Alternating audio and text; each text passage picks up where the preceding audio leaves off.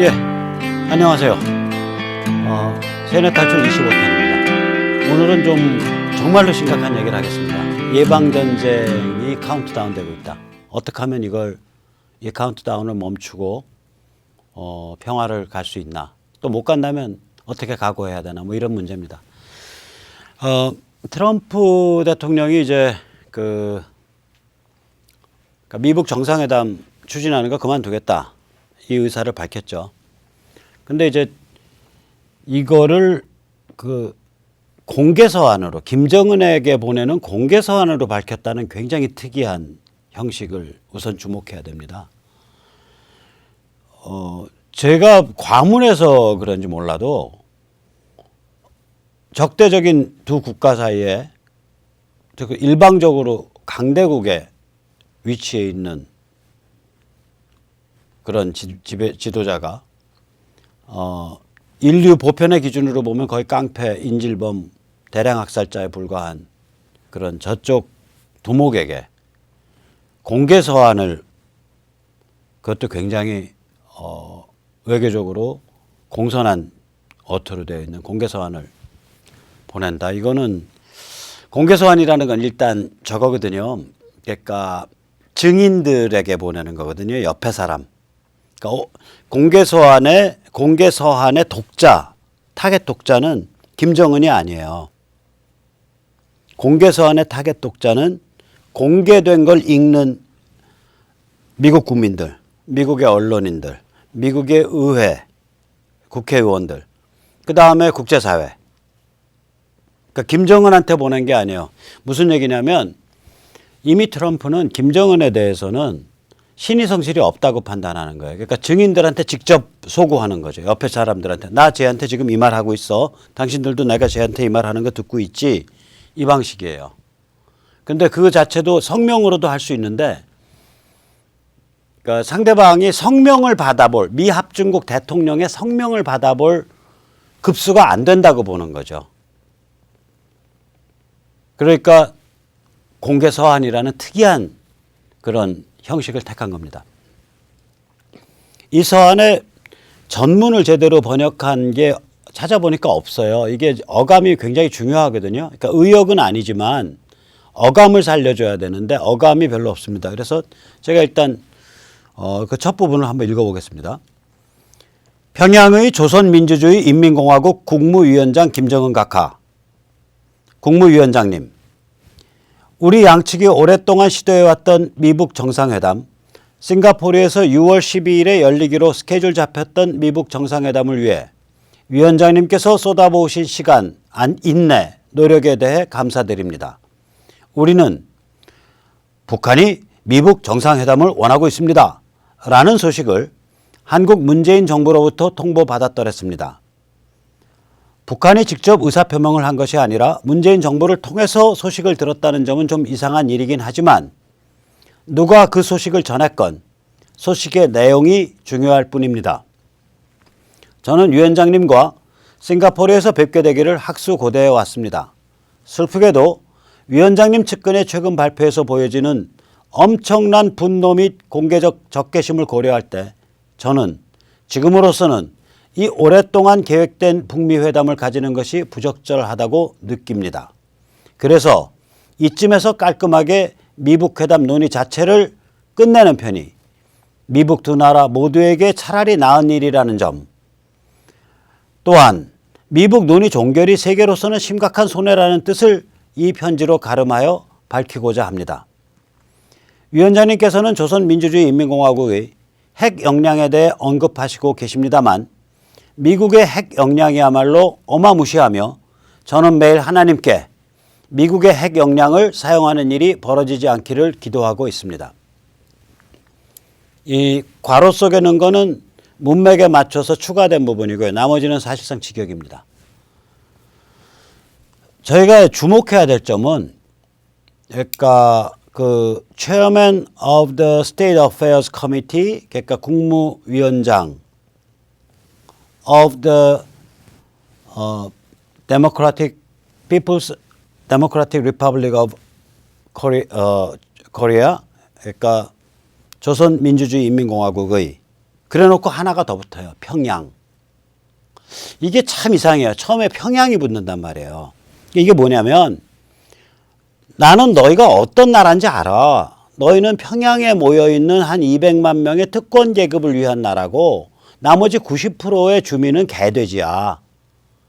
너희는 북조선의 공화국이 아니고 평양공화국이야.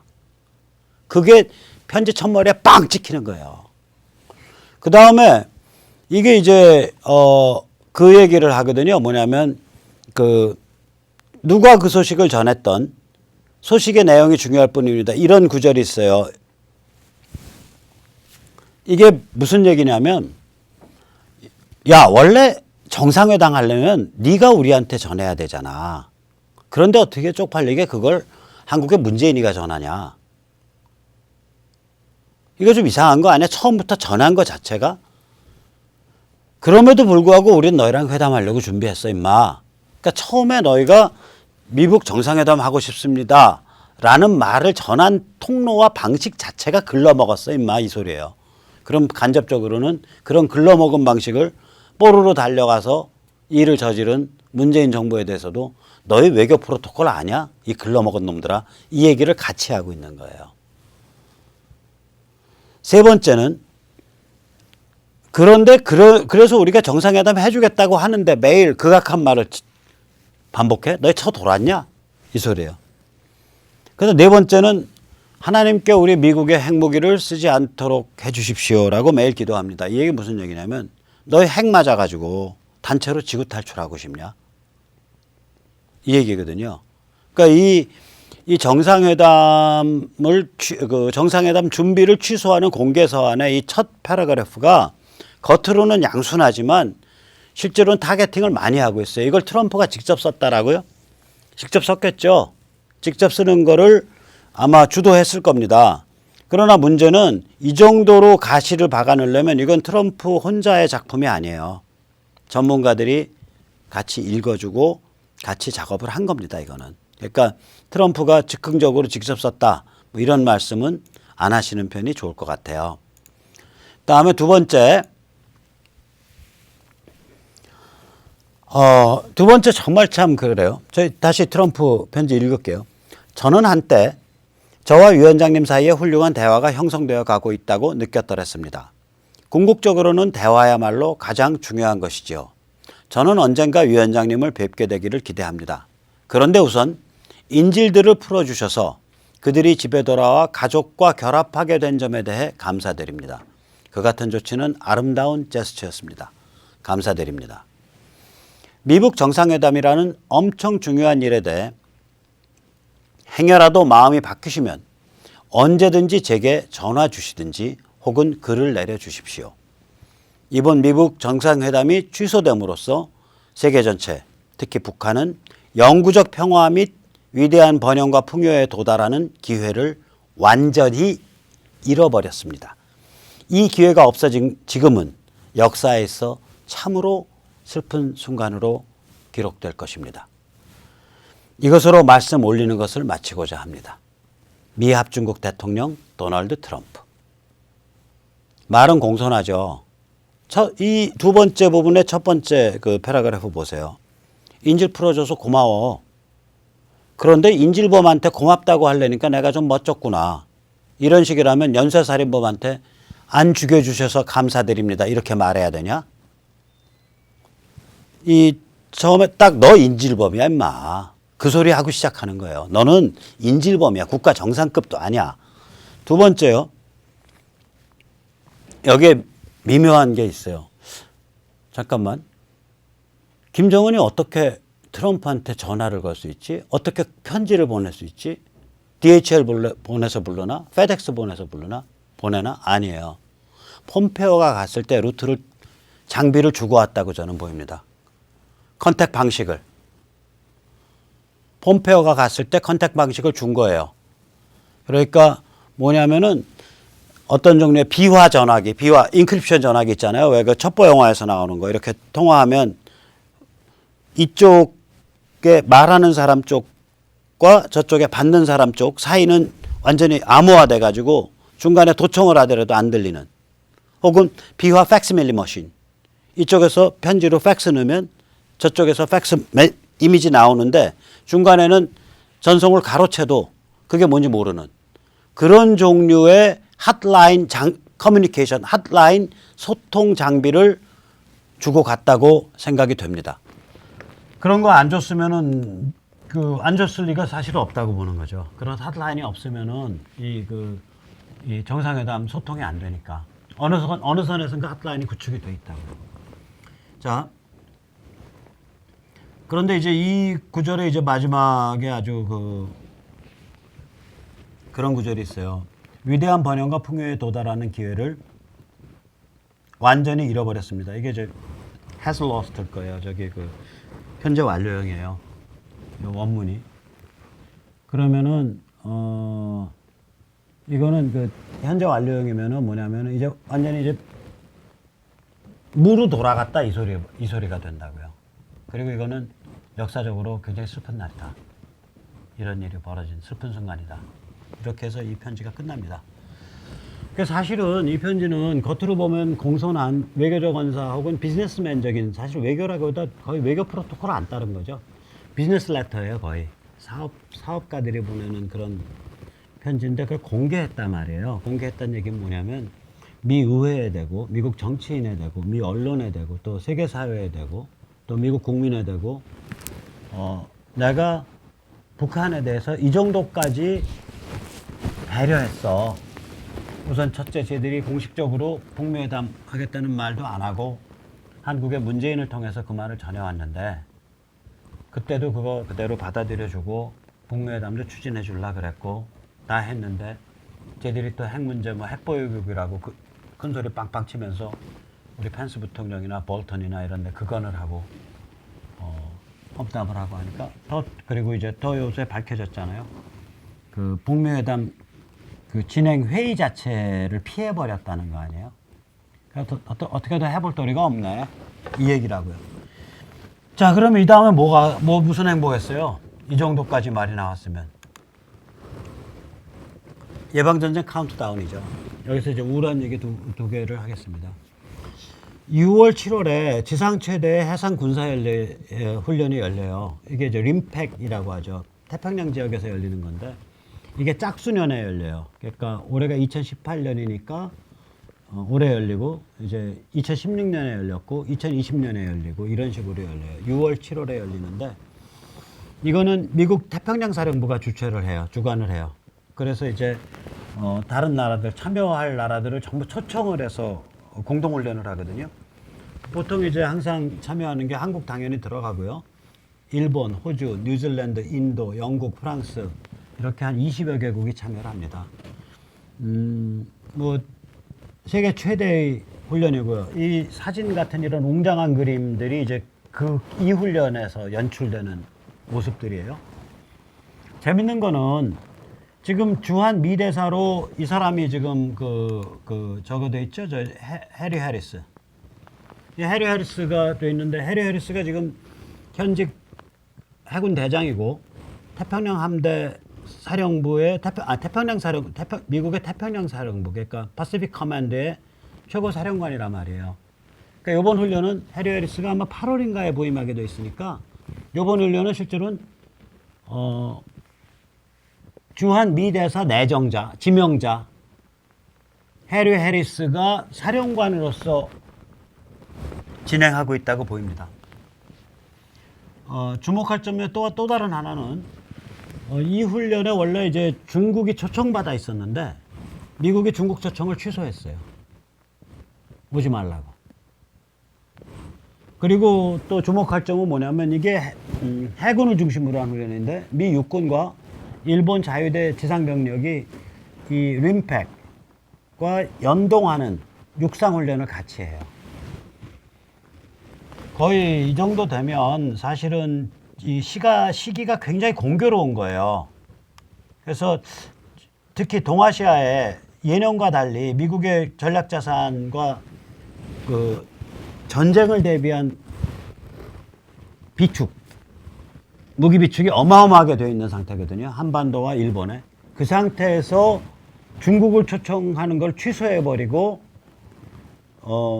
주한 미 대사 내정자인 해리 해리스 사령관이 주도해서 사상 최대의 살벌한 해군 훈련이, 해상훈련이 태평양에서 펼쳐집니다. 며칠 있다가부터. 그러니까 굉장히 공교로운 거죠. 굉장히 공교로운 그런 타이밍, 그런 연출입니다. 또 한 가지 좀 으스스한 게, 이게 제가 어저께 전쟁의 조짐이라는 저의 세뇌 탈출 24탄에서 니혼 게이자이를 많이 언급을 했는데, 니혼 게이자이 제가 인용하면서 하나 일부러 빼놓은 게 있어요. 너무 좀 으스스해서. 거기에 보면 B-61이라는 무기가 거론이 돼요. 이 B-61은 굉장히 스마트한, 그러니까 전술핵 내지 전략핵 둘 다 가능해요. 하나의 무기가. 이게 왜 그러냐면, 이게 세팅을 할 수 있게 돼 있어요. 이 폭발력을. 그래서 세팅을 최소 규모로 줄이면, 알려진 바로는, 제가 왜 알려진 바라 그러냐면, 그 알려진 바 시점이 십몇 년이 지난 시점이라고요. 그러니까 그동안 더 줄였을 수 있어요. 세팅을 최소 규모로 줄이면 TNT 300톤. 이게 이제 핵무기는 킬로톤으로 따지니까 0.3 킬로톤이니까 300톤이에요. 1킬로톤이 1000톤이니까. 그리고 최대 규모로 늘리면은 TNT 300톤이 아니라 TNT 34만 톤. 그러니까 이게 한 1000배 정도의 그 범위에서 왔다 갔다 그 자리에서 세팅하면 딱 세팅 그렇게 돼버리는 거예요, 이게. 그러면 참고로 히로시마가 얼마였냐? TNT 16톤이라고요. 그러니까 이 무기 크지도 않거든요. 이 B-61. 요거 직경이 한 요 정도나 되나? 한 30cm 직경에다가 길이라 그래봐야 이거 2배. 길이가 3.2m, 3. 이 정도밖에 안 돼요. 3.6m. 3.6m니까 제가 이제 이거 2발이죠. 예, 무게도 얼마 안 나가요. 무게가 한 320kg. 남자들이 한 대여섯 명 들면 들린다는 얘기죠. 320kg면. 한 8명이면 충분히 들고. 그러니까 이 작은 무기인데 크기는 얘가 세팅을, 그러니까 설정을 어떻게 하냐에 따라서 작게 설정하면 TNT 약 300톤, 많이 설정하면 TNT 34만 톤까지 범위에서 자유자재로 설정이 가능한 그런 스마트한 폭탄이에요. 핵폭탄입니다. 참고로 히로시마가 TNT 16,000톤 정도 되거든요. 그러니까 얘를 최대 설정을 해버리면 히로시마의 20배예요. 최소 설정하면 히로시마의 50분의 1이에요. 그런데다 더 무서운 건 뭐냐면, 최근 들어서, 그러니까 잠깐만요. 얘가 이렇게 작으니까, 얘가 작으니까 얘는 F-22, F-35의 전폭기에 다 실려요. 이렇게 전폭기 아래. F-22, F-35 스텔스 전폭기가 얘 싣고서 쭉 날아 들어가면 그냥 놔버리면 간다는 얘기예요.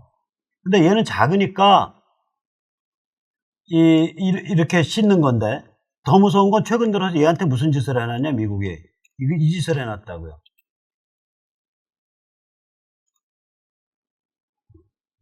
GPS 내비게이션을 붙여놓고 이 수직 꼬리 날개를 이게 조정하게 해놨어요. 이걸 해두면 무슨 일이 벌어지냐면요. 공중에서 그러니까 지상 한 10,000m쯤에서 공중에서 놓잖아요. 그러면 반경 한 20km 정도를 공중에서 헤엄을 쳐가지고 이 사방 1m 정도의 창문 속으로 쏙 들어가요. 이게 JDAM 기술이거든요. 합동 직격탄. 그러니까 무슨 미사일 같이 바깥 무슨 추진차가 없어도 꼬리 날개하고 GPS만 가지고 조정해서 이 타겟 목표물의 사방 1m 정도의 창문 속으로 들어갈 수 있게 만들어 놓는 거예요. 이게 합동 직격탄 기술인데 이 기능이 추가되어 있다고요, 최근에. 그럼 이제 SF 소설 같은 혹은 밀리터리 덕후 같은 얘기를 하자면, 옛날에 그게 최소 규모가 TNT 300톤이었지 지금은 그 TNT 100톤이면 어떻게 될 거냐. 그리고 그렇게 정밀하게 쏙 들어가면 주변에 방사능 낙진도 최소화돼 버리거든요. 혹은 TNT 50톤이면 어떻게 될 거냐. TNT 50톤에도 무지막지한 힘이거든요, 그거. 그러니까 이게 원래는요, 새로운 핵무기를 개발하려면 미 의회 승인이 있어야 돼요. 그런데 기존 핵무기의 성능을 점진적으로 이렇게 조금씩 개량해 가는 건 미 의회 승인이 없어도 돼요. 그러니까 아마도 미국이 굉장히 스마트 B-61을 개량을 해서 무지하게 스마트한 소형 핵무기까지 가 있을 거다 이런 생각이 드는 거예요. 그러니까 자꾸 트럼프가 핵무기 얘기 꺼내고 그 다음에 저기 뭐 너 이런 거 무시무시한 거 있으니까 너 우리한테 핵무기 가지고 핵소리도 하지 마. 그게 지금 트럼프가 그런 메시지를 벌써 한 3번째 발신한 거거든요. 거기다가 니온 게이자에도 그런 B-61이라는 얘기를 꺼낸 거 봐서 여기 뭔가 있다. 저는 이렇게 생각을 해요.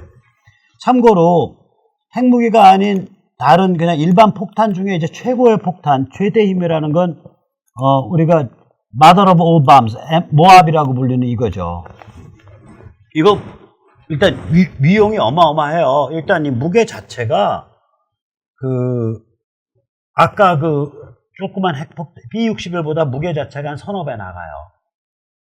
그런데 위력은 어떠냐? 위력은 불과 TNT 10톤에 불과해요. 그러니까 만약에 아까 말한 이거 얘요. 얘를 한 300톤으로 TNT 300톤으로 튜닝을 해놨다 그러면 모압의 30배인 거예요. 파괴력이. 그러니까 이게 그리고 모압은 무거워서요. 이 정밀 유도라기보다 그 제이뎀을 못 적용하거든요. 떨어뜨리면 그냥 뚝 떨어지죠. 모압은 많이 못 적용할 거예요. 정밀하게 그 타겟으로. 근데 얘는 상대적으로 가볍기 때문에 아까 B-61은 이게 그 제이뎀 기술 적용해서 상당히 정밀하게 타겟으로 날아 들어갈 거라고요. 글라이딩해서. 그러니까 이게 무시무시한 그런 군사 기술이 아마 준비되어 있다라고 저는 봅니다. 그러니까 참 우울한 일이죠. 아니 이렇게 무시무시한 일을 지금 당하게 생겼는데 아니 자기 혼자 죽으면 뭐라 그러나? 이게 이제 같이 당하는 거 아니에요. 우리 젊은 북한 주민들이나 또 그 주위에 있던 사람들이나 한두 명도 아니고 좋은 일 아니죠. 그래서 저는 진짜 이 김정은한테 정말 부탁하고 싶어요. 혹은 김정은 주위의 사람들한테라도 김정은을 뭐 감옥에 가두든 잡아 죽이든 아무튼 이 조치를 좀 취해라. 그래야 죽음을 면하고 비극을 막는다. 우선 첫째, 아니 김계관이가 뭐 트럼프가 그렇게 공개서한 딱 띄우니까 김계관이가 깨갱 꼬리 내리고서 우리는 제어할 자세가 돼 있습니다. 뭐 이런 얘기했는데 그거 자체가 무례한 짓이에요. 보세요. 트럼프는 김정은한테 편지를 띄웠어요. 그리고 그 편지 안에 너 나한테 전화하거나 팩스 보내 그렇게 써놨단 말이에요. 공개서한 안에. 그런데 김계관이가 마이크 잡고 왜 떠드냐고. 김정은이가 당연히 전화해야죠. 김정은이가 트럼프한테 팩스 보내야죠. 그게 트럼프가 요구한 커뮤니케이션 방법이 그거 아니에요. 나 공개서한으로 너한테 모든 길 제시했으니까 너는 우리 폼페오가 갔을 때 전해준 그 비화되는 그 핫라인 전화기나 비화되는 핫라인 팩스 머신으로 나한테 문서를 주든지 나한테 전화해. 그런데 왜 김계관이가 밖에 나와서 마이크 잡고 저희는 대화할 용의가 돼 있습니다. 이따위 소리를 하냐고. 이것도 양아치 짓이거든요. 이런 짓 하지 마세요. 김정은 위원장께서, 내 위원장께서라고 불러줄게. 트럼프에게 서한이나 공개서한도 사실 필요 없어요. 팩스나 전화로 바로 항복 메시지를 주라고요. 항복이 창피한 게 아니라고. 지금 생목숨 수만 명이 걸려있는데 거기에 창피한 게 어딨냐고. 지금 문명으로 2,500만을, 문명과 풍요와 평화를 향해서 2,500만 주민을 끌고 나오는 일인데 거기에 부끄러운 게 뭐가 있냐고요. 그 다음에 두 번째는 얘기했잖아. 어제도 얘기했잖아. 1946년 1월 1일 히로히토가 메가더 사령부의 강압 혹은 요청에 의해서 인간선언을 했다고요. 그 인간선언의 요체는 뭐냐면 우리 천황과는 텐노 가문은 신이 아니다. 인간이다. 그러면서 이런 얘기를 했거든. 텐노 가문과 일본인 사이의 관계는 항상 상호 신뢰와 애정에 바탕에 왔다. 전설이나 신화에 바탕한 것이 아니다. 텐노 가문과 일본인 사이의 관계는 텐노가 신이라거나 일본인이 세계 다른 민족보다 우월하게 그들을 지배할 운명이라거나 따위의 그릇된 관념에 의존하지 않는다. 이게 이제 그 46년 1월 1일 날 텐노가 인간선언한 거라고요. 이걸로써 일본인들의 정신세계가 현대 문명으로 딱 튜닝이 된 거예요. 그러면 지금 김정은도 이걸 해줘야 된다고. 한편으로는 트럼프한테 항복 메시지 보내고 다른 한편으로는 TV나 이런 거 가지고 전체 인민한테 하기 쪽팔리고 부끄러우면 수만 명, 10,000명, 20,000명 조선 노동당 간부들, 군 간부들, 비밀경찰 간부들을 한 자리에 모아놓고 이런 비핵화 인간선언을 해야지. 김일성 가문과 조선인민사회의 관계는 항상 상호 신뢰와 애정의 바탕에 왔다. 핵, 미사일, 대량 살상무기, 강성대국 등에 바탕했던 것이 아니다. 김일성 가문과 조선인민사회의 관계는 백두혈통이 신이라거나 조선민족이 세계 다른 민족보다 우월하게 배타적으로 살아야 한다는 운명이라거나 따위의 그릇된 관념에 의존하지 않는다. 이제 우리 김일성 가문은 조선인민 전체를 인류와 세계와 문명을 향해 이끌어갈 것이다. 다시 말해 북한의 지배계급, 전체 인민, 전체 주민은 아니더라도 북한 지배계급에게 뭔가 그러니까 김일성 유일사상 체제나 강성대국이 아닌 다른 방향으로 노선 변경을 천명해 줘야 된다고요. 그렇게 노선 변경을 천명해 주는 것이 없다면 CBID 할 생각 없다, 개혁개방할 생각 없다라고 해석될 수밖에 없다. 그렇게 노선 변경을 천명하는 좋은 방법 중에 하나는 아까 예문으로 읽어드린 것과 같은 그런 비핵화 인간선언이라고요. 이런 비핵화 인간선언을 통해서 그게 뭐 전체 북한 주민 전체 2,500만한테 읽어주기에는 너무 위험하다. 오케이, 그러면 한 1,000명 혹은 바람직하게는 한 10,000명의 핵심 지배층을 모아놓고 지배계급을 장충체육관 같은 데 모아놓고 말하자면 거기서 이런 연설을 해줘야 된다고. 이제는 모든 신뢰가 깨졌기 때문에 이 두 가지를 다 해야 돼요, 김정일이. 하나는 얼른 빨리 전화 걸어서 지금 당장 내일 새벽이라도 뭐 군사작전 들어갈 수 있단 말이에요, 상태가. 당장 새벽이라도 전화 걸어서 항복선언하고 제가 앞으로 일주일 안에 전국의 당과 군과 비밀경찰 주요 간부 1,000명 혹은 10,000명을 모아놓고 비핵화 인간선언을 하겠습니다. 옛날에 히로히토가 46년 1월 1일에 메가더 사령부와 손을 잡고 했던 그 인간선언과 버금가는 것으로서 거기에는 강력한 비핵화 의지가 담길 겁니다. 이렇게 메시지를 핫라인 메시지로 빨리 지금이라도 띄워야 돼요. 안 그러면 이건 일이라는 건 그렇잖아요. 어떤 물꼬가 터져가지고 상류가 돼서 흘러가기 시작하면 아무도 못 말리는 거예요. 그 다음엔 그 탕류의 모멘텀 자체가 막 밀고 나간다고요. 지금 그런 식으로 모멘텀이 이제 예방전쟁을 향해서 막 쓸려 나가고 있는 상태거든요. 그러니까 만약에 내가 보기에는 김정은 혹은 북한 전체주의 사교 집단이 그래도 상황을 수습해서 그래도 뭔가 목숨이라도 좀 건지고 사람 꼴 좀 하고 면죄부를 받으려면 두 가지 빨리 해야 됩니다. 김정은 혹은 그 핵심 지배 집단이 김정은을 컨트롤하는 핵심 지배 집단이 있다면 하나는 핫라인으로 트럼프한테 항복 선언할 것, 둘은 비핵화 인간 선언할 것. 사실상 김일성 유일사상 체제의 부정을 뜻하는 비핵화 인간 선언을 할 것. 이 둘을 하지 않으면 이거는 예방전쟁으로 가는 거예요. 우울하죠. 다행이라 그럴까, 이 불행 중 다행이라 그럴까, 이게 워낙 군사력 차이가 심해가지고, 어저께도 말씀드렸지만, 예방전쟁이 일어나도 휴전선 남쪽에서는 많이 손해, 뭐, 이런 인명살상이 많지 않을 거라고요. 그러나 북쪽은 어마어마할 거라고요. 아무리 무기가 첨단화됐다 그래도, 이 조선민주주의 인민공화국 도처에 쟁여져 있는 살벌한 그런 핵, 미사일, 사린가스, VS가스, 탄저균, 이런 것들이 있기 때문에.